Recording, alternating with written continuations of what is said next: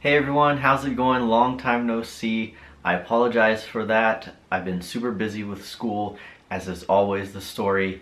Anyway, I still have to announce the winner of my first contest, which was like 2 months ago. I know, I'm sorry. I'm gonna do that at the end of this video, but before that, I wanted to bring you guys a product review that I've been wanting to do for a while. So today, I wanted to review the Thalia Capo and take a look at it and see, is it worth it? Because I'm sure if, many of you guys are like me, you've been seeing ads for it all throughout Facebook and YouTube, and I finally got my hands on one, and I really would like to take a look at it with you guys. So let's check it out. Alright, so here we have the Thalia Capo in its packaging, and I must say that, right off the bat, it's really nicely packaged and everything, and I'm really happy with the way it looks so far. If you guys are curious as to which one that I got the black chrome red angel wing one. So if you like this one, you can go ahead and go find it on their website. I really liked the black as opposed to the gold or silver. I thought the gold was just a little bit too, I don't know, just a little bit too flashy maybe. And the silver was nice, but I was afraid of it getting scuffed up. And so I think that the black is a little bit more resistant to scuffs and fingerprints and stuff like that. And then I also liked the red kind of, I don't know what they call it, angel wing, but it looks like that, I can't think of it right now. But I just really like the shiny red on it. Red and black, two of my favorite colors, so that's very cool. Just like that. Okay, so there's the capo. It's actually very heavy, which is good, because what that tells me is that it's well crafted and well made. And there you go, that's how you put it on and off. Okay, let's take a look what else they gave us. So if you open this up, then you get this booklet here, which looks like a little guide on how to use it, positioning, and then fret pad tuning kits. Okay, that's cool. And then, yeah, so there's that booklet, and then they give you a bunch of different connections for different fretboard radiuses and such, which is really cool, and I really like that. Oh, and even more. So you get 2 packs of these things. It looks like one of them is high tension. What is this one? This one is for standard tension. So we have a standard tension and high tension, and what my understanding is of this is that the high tension are used more for like 12-string guitars that require, more pressure to be pushed down on the strings. So typically these ones you're not going to use unless you have like a 12-string guitar.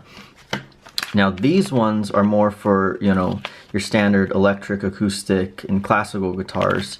So I'm definitely going to be using these a lot more. I don't own a 12-string guitar, so I probably won't use the other ones. They give you a nice little bag, a cloth bag to carry it in. That's nice to kind of protect it. Oh, this is cool. And they give you a wooden guitar pick. It looks nice. I'm not sure how helpful it would be in practice, but it's a cool little prop that they give you. And then you get a sticker, and then their contact information and guarantee. Awesome. Okay, so yeah, that's about it. I really like what you get, for the price, because these are expensive capos. And so far it definitely feels worth the price.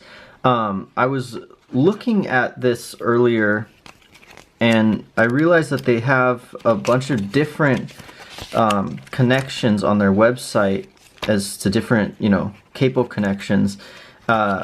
And which one was the one? It was Teflon. So they have these special Teflon ones that supposedly, have a different effect on the guitar sound and tone. And apparently you can get some cool different effects out of those. What they also had that I saw on their website were these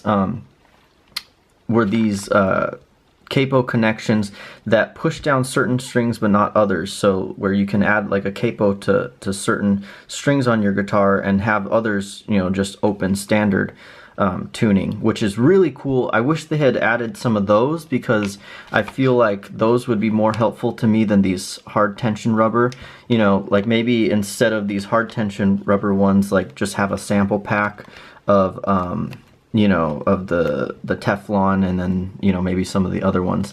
So that's a bit of a bummer, but because I'm gonna have to pay more for that. But regardless, this is very cool. And in these little bags here, it kind of gives you instructions on how to connect these things. So I'll show that real quick right now. And then it shows the different radiuses, which is really cool. And it gives you kind of like a breakdown as to like which brands of guitar and which styles of guitar are going to be most useful for the specific fretboard radiuses. And so it's really cool. They've done all the work for you. They've done all the research for you, so you don't have to, you know, go and look. You just have this reference guide as to, you know, to find your guitar and which one's going to work best for your guitar. So real quick, just to change these things, right now I have one for classical guitar because I was really that's the one I use the most. So you just kind of pop it off there and it comes right out like that, you can see.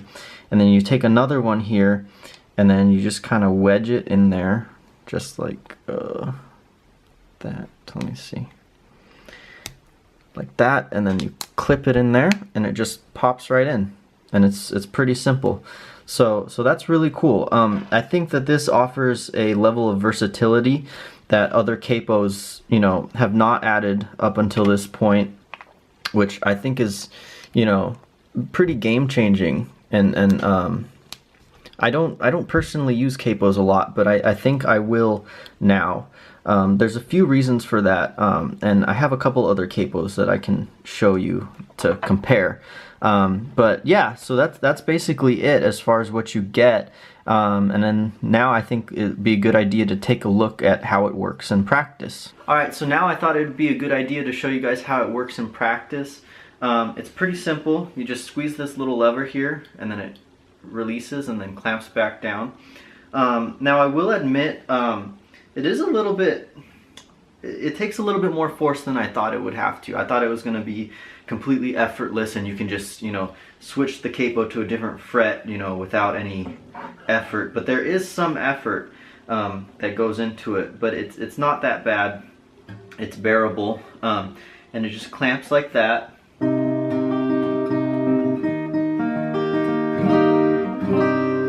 And it's good. I think it applies, you know, a good amount of pressure, and then they show on the thing that you can just, you know, have it up on the nut there when it's not in use. I don't typically do that. I'd probably just have it, you know, sitting behind me or whatever if I'm not using it. I'm just afraid of it pushing down on these strings and throwing it out of tune.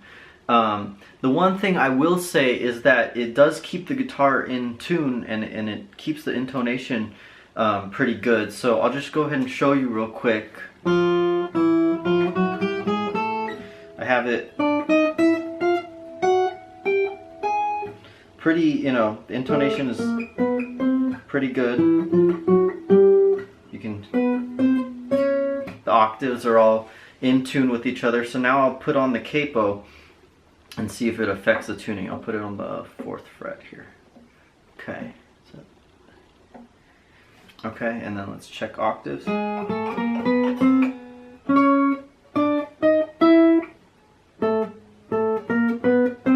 Yeah, so the octaves stay in tune really well. So I really like that about this. And the one problem that I've had with other capos, particularly with my classical guitar, is that after I put them on, it throws the whole guitar out of tune, like the intonation off, and then my guitar is always out of tune until I change the strings again. And I think that's particularly because, you know, classical guitars have nylon strings, and so they're more susceptible to, I don't know, damage, I guess. So just to show you guys real quick, I have 2 other capos here. I have this one, which I don't recommend to anybody. This is an awful capo. I hate it. It's so hard to put on, and this is the capo I was talking about, that it throws the intonation off of my classical guitar. I don't know if it does the same with this guitar. I haven't really tried it, but I hate this capo. I would stay away from it. I don't know what brand it is or whatever. But the other one I have here is Planet Waves capo, and this is the only other capo that I would say is worth having, you know, in your, you know, bin of guitar accessories. I will say I don't think that the Thalia Capo makes this one obsolete. And the reason that I say that is because this capo, you can adjust the pressure according to the guitar you're playing, and according to how much pressure you need. Because it has this little thing where you can screw on and just tighten it to however tight you need, which I really like. The only drawback about that is that putting it on and taking it off takes a while, because you have to deal with, you know, sitting there and screw it on and tighten it, and then when you want to take it off, the same. So the Thalia Capo definitely beats it in terms of practicality and you know, how quick you can interchange it and such. But the one thing that the Thalia lacks that would really truly make this like the end-all be-all capo is the ability to change the amount of pressure that it applies onto your guitar neck.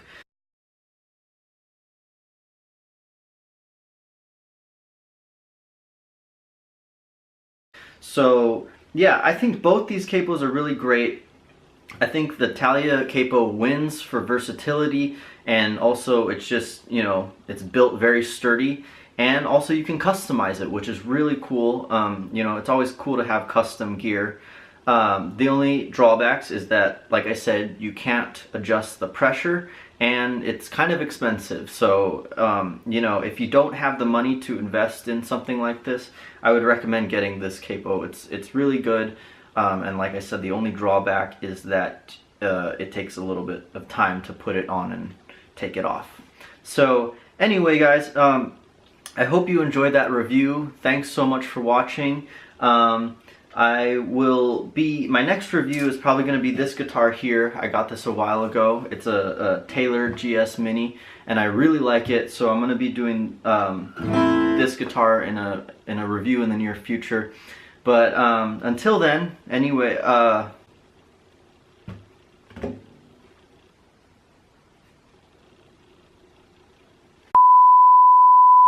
guys, that's my review. Thanks so much for watching. I really appreciate it. And now, without further ado, let's get into who won the contest. Alright, so now it's time for what you've all been waiting for, or the few that actually entered this contest. Not very many people entered, unfortunately. Or fortunately for the ones that did, because that means you had a greater chance of winning. So the winner of my first contest and the $25 Amazon gift card is Joshua Samaniego. I'm going to put the comment somewhere here. So I'll be in contact with you, Josh. Thank you so much for your support, and thank you all for your support. I have some other videos on the way. I don't really know when I'm going to be able to get to them, honestly, because I'm really busy preparing for my last master's recital, and finals are coming up and everything. So, you know, I'm going to get some new arrangements done as soon as I can. But anyway, thanks so much for watching, guys. As always, I'll see you in the next video.